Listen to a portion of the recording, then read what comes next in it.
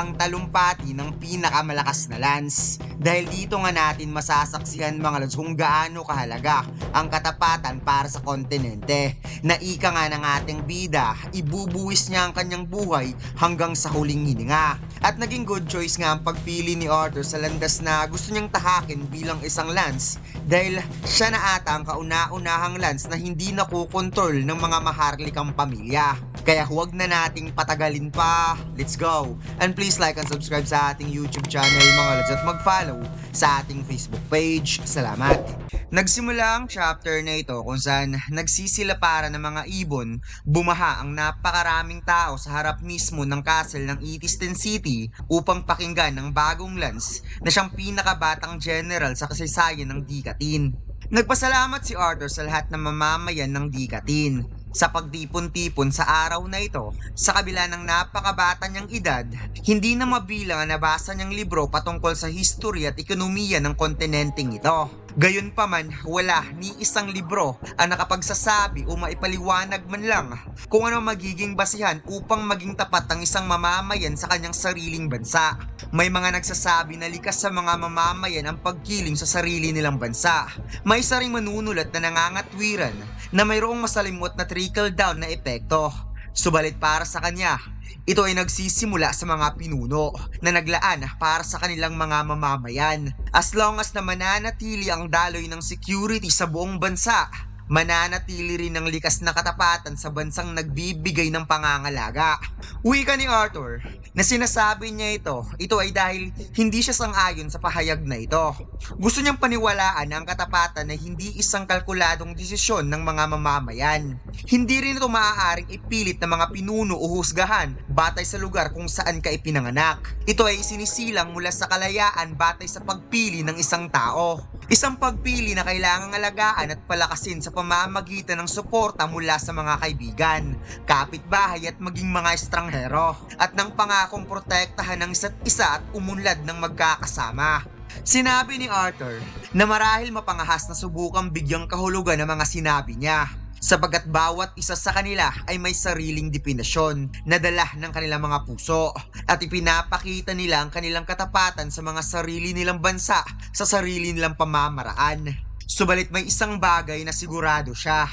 Mas madaling maging tapat kapag nasa maayos na kalagayan. Madaling ipagsigawan ng suporta ng hari kapag busog ang iyong mga anak at pamilya. Madaling suportahan ng mga hukbo kapag tila sigurado ang tagumpay. Ngunit ang digmaang ito ay hindi magiging madali.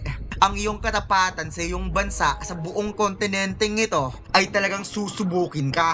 Dahil maaaring umabot ka sa punto na pagpipilian mo na mamatay kasama ang iyong mga kababayan o umasa na mabuhay kasama ang iyong mga kaaway. The fact na siya ngayon ay nasa harap ng napakaraming tao na nagsasabi kung ano ang kanyang pinili at hindi yun dahil sa titulo bilang isang lance. Ang kanyang katapatan ay hindi nabibili at hindi rin ito basta-bastang naibibigay. Ang kanyang katapatan sa kontinenteng ito at para sa mga taong narito ay hinubog mula sa kanyang kabataan sa kanayunan at kalaunan ay naging isang adventurer, naging isang estudyante, naging isang guro at ngayon ito ay kanyang patutunayan bilang isang lance. Alam niya na ang Dikatin at ang mga pinuno ay minsan may pagkakamali at pagkukulang. Ngunit walang sino man na makapagsasabi na hindi sila nagsikap. Dahil ang pagsanib ng tatlong kaharian upang mabuo ang konseho ay isang bagay na hindi maiisip ilang henerasyon pa ang lumipas. Gayunpaman, isinintabi ng mga pinuno ng tatlong lahi ang kanilang pagmamataas at pagkakaiba upang magkaisa. Upang mabahagi ang kanilang yaman at mapabuti ang buhay ng lahat ng naninirahan sa kontinenteng ito. Bagamat nananatili pa rin ang diskriminasyon, ang lupang ito na ating tinitirhan para sa ating lahat. Subalit, sa kabila lamang ng lungsod na ito ay may paparating na hukbo. Mahigit 100 barko ang papalapit sa ating mga dalampasigan. Binigyan tayo ng pagpipilian. Isuko ang buhay ng lahat ng mga maharlikang pamilya na naglingkod sa kontinenteng ito o ipagpatuloy ang digmaan na mas malawak at mas mapanirang antas. Dagdag pa ni Arthur na handa si Commander Varian na ialay ang sarili niyang buhay upang protektahan ang kontinenteng ito. Ngunit ang kanyang hangarin ay iba. Mas pipiliin niyang lumaban at ipagsapalaran ang kanyang buhay para sa mundong gusto niyang mahalin sa kontinenteng ito, kaysa sa umasa sa pangakong maaaring tuparin o hindi ng kanilang mga kaaway. Ngunit hindi niya maaaring ipilit ang kanyang pasya. Sa lahat ng mga tao sa kontinenteng ito, isang bagay lang ang masasabi niya at sigurado siya. Silang lahat na nandito ngayon sa itaas ay lalaban hanggang sa huling hininga upang ipagtanggol lang dikatin sa mga naglalakas loob na lusubin sila. Hindi makapaniwala ang pamilya ni Arthur sa kanyang naging talumpate, habang ang iba naman ay nabuhayan at nagkaroon ng lakas na loob, kung kaya't ang lahat ay sumigaw ng long live Dikatin para lumaban hanggang sa huling hininga upang protektahan ng Dikatin laban sa mga Alakrayan. Biglang umapaw ang matinding mana ni Selvi, na siyang napansin naman ng ating bida ang pagbukas ng napakalaking pakpak ni Selvi, kung saan bigla itong sumigaw ng sobrang lakas habang umapaw ang matinding mana sa harap mismo ng napakaraming tao na nagsisigawang long live Dikatin. Nagkatinginan na lamang si Arthur at Selvi, kaya napasmile ang ating bida, habang ang mga tao ay patuloy pa rin sa pagsisigawan ng long live Dikatin. Naunang umalis si Arthur at pumasok kaagad sa gate, habang si Selvi ay pangiting sinabi kay Arthur na tama naman yung ginawa ko, diba? Natugon naman ang ating bida, ang tindi mo nga eh. Ganyan lang kapag may gusto kang ihatid. Iparamdam mo sa kanila. Tinawag ni Curtis si Arthur at sinabing sobrang husay niyong dalawa, lalo na yung pinakahuli. Narinig niya noon na si Selvi ay isang dragon, but anyways, masaya siyang muli niya nang nakita si Arthur. Habang napatanong naman si Kathleen kung sasama ba si Arthur sa reception ng mga noble mamaya. Ngunit sinabi ng ating bida na hindi siya pupunta dahil may isa pa siyang event na dapat habulin. Pagkatapos lumipat ang eksena kung saan nakahabol nga talaga si Arthur sa burol ni Adam. At hindi daw makalimutan ni Ray ang ginawa ni Adam para sa kanyang pamilya laban sa mga bandits noon. Matagal-tagal na rin mula nung nakipaglaban siya kasama ni Adam. Ngunit never siyang napaisip na biglang nagbago ang kaibigan niya. Napaka-agresibo pa rin nito, padalos-dalos at sobrang laki pa ng bunganga. But still, sobrang genuine, puno ng ambisyon at matapat na kaibigan. Ngunit nagkamali pala siya. Kapag nakita mo ang isang matagal na kaibigan matapos ang mahabang panahon, hindi niya maiwasang makaramdam ng pananabik sa nakaraan. Alalahanin kung paano ang lahat noon, ang masasayang sandali, ngunit isang kawalan ng paggalang ang kumapit lamang sa nakaraan, at hindi kilalanin kung paano nagbago si Adam. Kung paano nagbago si Adam bilang isang tao, bilang isang mandirigma, isang tagapagtanggol at isang kaibigan. Alam niya na hindi bibitawan ni Adam ang kanyang mga ambisyon kahit wala na siya ngayon. Hindi si Adam ang tipo na mananatili lamang nakaupo. Ipagpapatuloy niya ang paghahangad ng lakas at pagnanasang lampasan ng pisikal na mundo. At yun ang nais ni Adam para sa kanila. Kaya sinabi ni Ray na magpahinga ka na at hanggang sa muli nating pagkikita, kaibigan. Nagkaya ka pa ng lahat sa sobrang paghihinagpis para kay Adam, habang si Arthur naman ay tahimik lang na nakatingin sa burol ni Adam. Nagpasalamat si Helen sa pagdalo ni Arthur at kinongratulate naman ni Dordy ng ating bida, at sobrang proud daw nila para kay Arthur.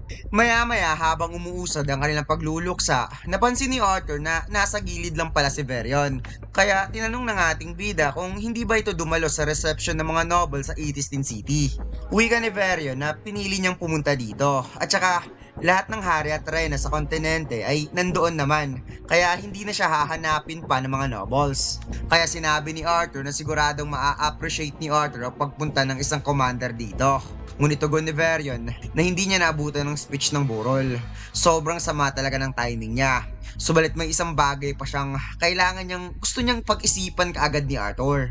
Ipinakita ni Verion ang isang artifact at sinabing pagkatapos ng pagkamatay ni Lance Alea, ibinalik sa kanya ni Alduin ang bagay na to.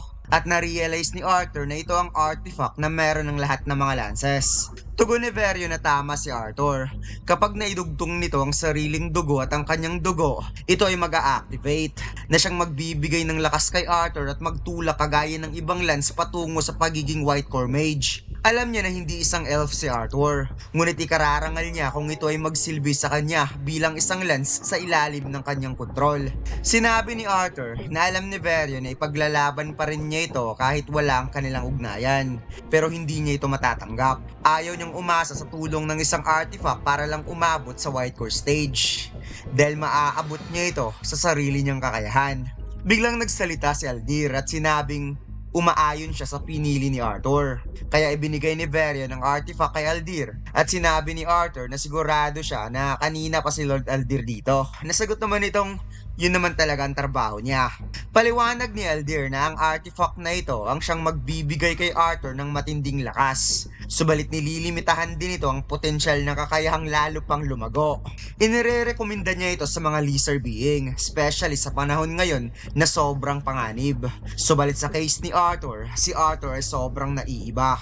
Bukod sa talento, dumadaloy sa dugo nito ang dugo ng isang dragon na si Lady Selvi at ang kapangyarihan ay pinagkaloob ng isang dragon na si Lady Selvia na ngayon ay nanananahan sa loob mismo ng core ni Arthur. Dagdag pa ni Aldir na maaaring magiging kahinaan pa ito ngayon ni Arthur. Subalit sa hinaharap, ito ang magiging susi ng survival ni Arthur. Kaya sinabi ng ating bida na sana dumating na kaagad ang hinaharap na yon. Nagkatinginan si Varian at Arthur at sinabi ni Varian kung handa na ba si Arthur sa digmaan. Ngunit wika nito na hindi pa. Subalit wala siyang balak magpatalo sa mga Vretra. At dito lang nagtatapos ang chapter na ito mga lods. Huwag mo sana kalimutang mag-like, comment at mag-subscribe sa ating YouTube channel at mag-follow sa ating Facebook page. Salamat!